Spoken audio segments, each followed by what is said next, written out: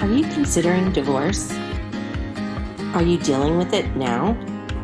Are you on the other side and not sure what comes next? You've come to the right place. Welcome to the Divorce Do's and Don'ts Show with your host, Lisa C. Decker. Welcome back, everyone. We're so glad to have you here at the Divorce Do's and Don'ts Show. I'm your host, Lisa C. Decker, and I am a certified divorce financial analyst, a real estate collaboration specialist in divorce, and as of recently, a certified amicable divorce professional. And I am the CEO and founder of Divorce Money Matters and the sponsor who brings you this show, Divorce Town USA. Today, we are going to focus on better options for divorcing the house. You don't want to just divorce your spouse, you need to divorce the house as well. As you may have experienced, deciding on what to do with the beloved marital home can sometimes be a source of high conflict for couples. To help us better understand our options and hopefully lower the common conflict triggers, we are privileged to have as our guest today, Jennifer Brown, Vice President of Neighborhood Mortgage. And Jennifer, you're welcome to come on camera with us here. There she is. Jennifer is a mortgage consultant, certified divorce lending professional, and also a certified amicable divorce professional. We attended that training together, and a certified VA lending specialist licensed in Alabama, Florida, and Georgia. And I'll tell you, ladies and gentlemen, Jennifer knows her stuff. I was very impressed with the information that she presented at this conference. So you are in for a treat today. As a CDLP, Jennifer has the financial knowledge and solid understanding of mortgage financing strategies as they relate to real estate and divorce. She is a member of the Divorce Lending Association, Divorce Town USA, the Amicable Divorce Network, and she is an OTP CLE presenter and has been featured on Loan Depot's Renovation Radio podcast discussing the CDLP designation and divorce lending strategy. And, you know, I will say before we start talking, Jennifer, that as a certified divorce financial analyst, I couldn't do the work that I do completely without working with a CDLP, a certified lending divorce professional. You guys are critical in this process, and the knowledge and the strategies that you bring are vital. So, let's talk about that. Why don't you explain first to folks, what is a CDLP exactly? Like, how does it differ from a traditional mortgage servicer or provider? Well, thank you for having me, Lisa. It's great Absolutely. to be here. I appreciate you guys working with me and accommodating my schedule today. So, as a certified divorce lending professional, really what sets us apart from being a loan originator in general is that we have the education and experience dealing specifically with divorcing borrowers. And that pertains to refinancing if you're retaining the marital home, but it also is if you're going on and purchasing a new home. So we work with both buyers and refinancing by divorced couples. So it's really, really important to work with someone who has that extra education and experience and is asking the right questions, getting involved early in the process so that we can help the divorce team collaborate and come up with a plan that's going to set you up for success post-decree. That is eloquently put. That is exactly what you do as a part of the team, and doing it early on in the process is critical. It allows us to change course if the one strategy doesn't work. What are we going to do next? And knowing that up front can help people from ending up in situations after the divorce where they are found in contempt of their settlement agreement because they can't refinance the house that they thought they could do, and now they're in a pickle. They're spending more money than they spent originally in the divorce to try to figure it out on the other side. I have been involved in situations like that where people didn't use my services prior to getting divorced. They came to me after and said, can you help me dig out of this? So, the best thing that we can do as team members is help you prevent those problems to begin with. And a lot of people, you've probably heard it too, think my situation's not that complicated. They do not understand the multi layers of divorce and how every layer needs to be addressed with care. And yeah, it's so great to be having you here. Thank you. Thank you. So what is a trigger lead and how might it impact you when applying for credit? That's a great question. And it's really something that we don't talk a lot about, but it's very important, especially if you have applied for a mortgage. Let's say you are contemplating divorce, but you're not really sure. So you may be doing some discovery, trying to find out what your options are. When you apply for credit, it creates an inquiry on your credit report, and that inquiry can be sold by the credit bureaus to other lenders who sell like type financing. So when you apply for a mortgage, immediately the bureaus sell that inquiry and your information to other mortgage companies, which is going to result in unsolicited phone calls, texts, and also possibly mail. So if you're not prepared to answer the question, why did you apply for a mortgage? Then you definitely don't want to apply for a mortgage prior to notifying your spouse that you're contemplating divorce, because you are going to get some mail for sure. Also, Wow.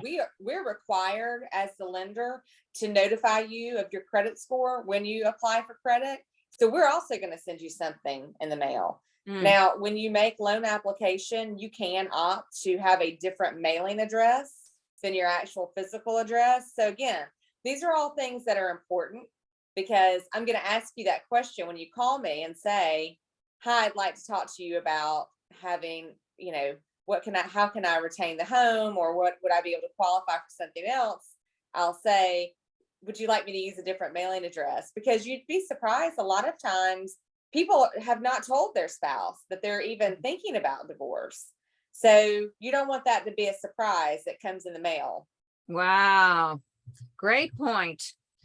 Yeah. See, folks, this is the kind of stuff that you can learn that can help you avoid so much angst in your divorce. One simple thing like that's a great tip.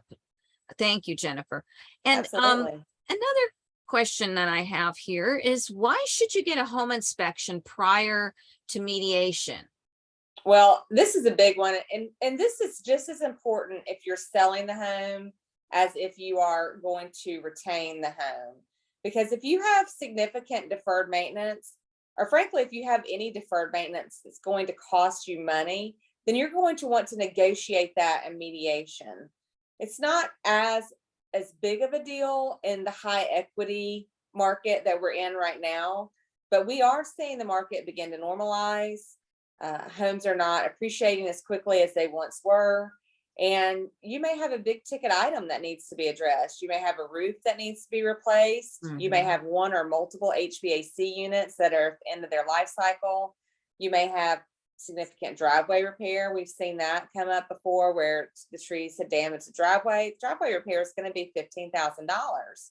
So all of those things need to be addressed, and you need to take that into consideration when you are deciding what you're going to give up out of the equity. Because if there is deferred maintenance, it's not really equity.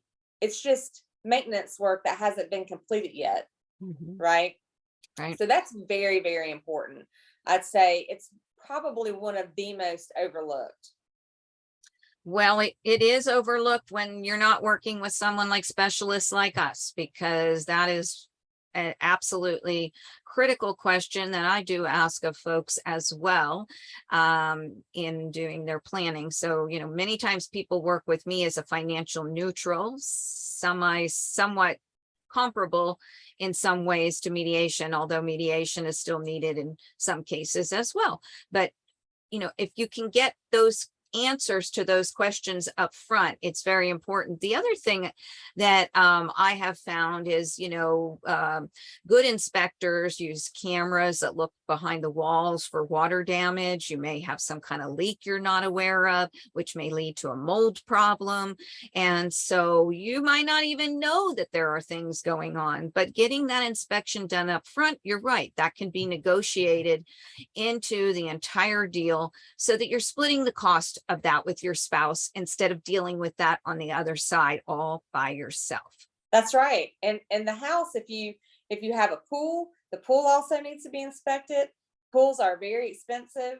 So they can have significant deferred maintenance. So that's very important and a good point. A chimney inspection is also key. Most home inspectors do not additionally inspect the chimney, but chimneys can also be extremely expensive to repair if they need to be remedied. Oh, yes. So making sure that you have good inspectors is important as well. So when you're hiring one, ask about these things. Absolutely. And why is it important to examine the deed prior to mediation as well? So this is also one of the most overlooked pieces that I've run into. I'm actually dealing with this right now. The one of the spouses has agreed to retain the home and do an equity buyout, and they are not on the deed. You have to be on the deed a minimum of 12 months to be eligible for an equity buyout. If you've not been on the deed for 12 months, then you have to be on the deed a minimum of 6 months to do a cash out refinance. And there is a difference between a cash out and an equity buyout. They have different loan to value constraints. They have different loan level pricing adjustments. And if you've not been on the deed for 6 months, the only thing that you can do is a rate term refinance. In this particular situation, there is no other outlet to perform on the buyout. So there are no other assets to pull from. A cash out refinance is the only option. And there is a very good likelihood that we're not going to meet that deadline because we're not going to be seasoned for 6 months, which means they're going to have to amend it so that they're going to have a longer period to exercise the buyout. Can you explain that seasoned? What do you mean by that? So by seasoned, I mean, you have to be on the deed for a minimum of 6 months prior to us being able to close on a cash out refinance. So the clock starts the minute that you get added to the deed. So when it gets recorded with the county is when your 6 months starts, and you cannot close until you've hit that 6 month mark. Okay. It's very, very important. That's one of the biggest items that we run into when we have title issues. The other is, believe it or not, I've seen this too. There was a home equity line of credit that was not disclosed. Guess what? Completely blew everything up because here we have this other lien attached to the home. What are we going to do? Can't subordinate it because the one party is no longer on the mortgage and they don't own the home. So they can't have a home equity line of credit that's secured by a piece of collateral that they no longer own. So it does happen. Occasionally, you'd be surprised. The other thing is tax liens. Those no longer show up on a credit report. So we don't find out about a tax lien until we pull a title. And if you have a federal tax lien, it must be paid. Yeah. So those are all things that can really, really throw a monkey wrench in things if you've not done your due diligence up front.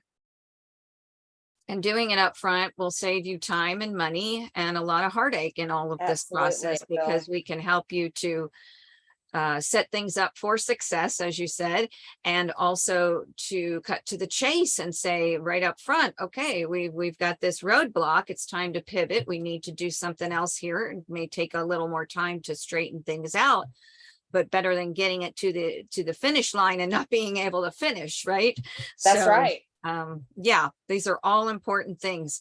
Well, we're down to the wire here. Just tell us briefly why you should consult with a CDLP prior to mediation. I think we've kind of covered that, and then let folks know how they can contact you, Jennifer.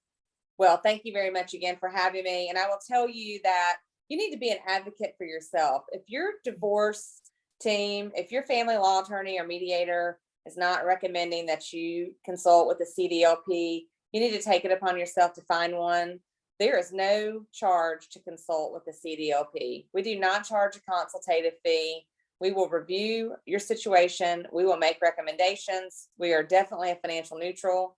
You don't have to follow our recommendations, but we're going to make the recommendations that we feel like are in your best interest. And we're going to tell you what is fact, what you can and can't do. And really, again, set yourself up for success, because you don't want to agree to something in a court order that you can't perform on. Mm-hmm. Family law attorneys and mediators don't have time to keep up with the ever-changing guidelines in the mortgage world. So it would be impossible for them to really tell you what you can and can't do.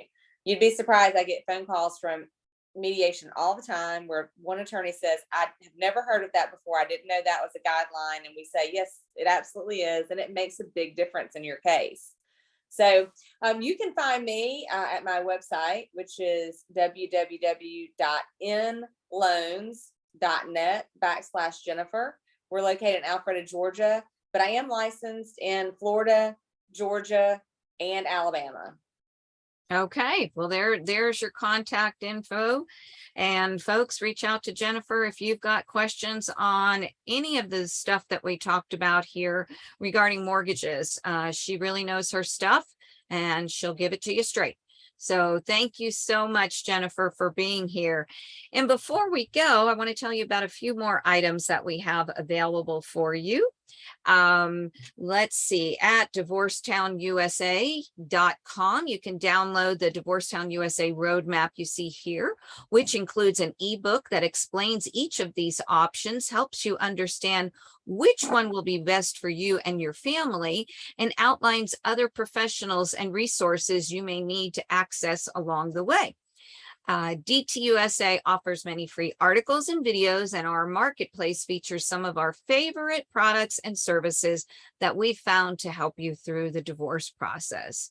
Next up, at Divorce Money Matters, you can download your free financial fitness kit. This is a divorce financial fitness kit, which will help you get better organized so that you can take care of your money matters during your divorce.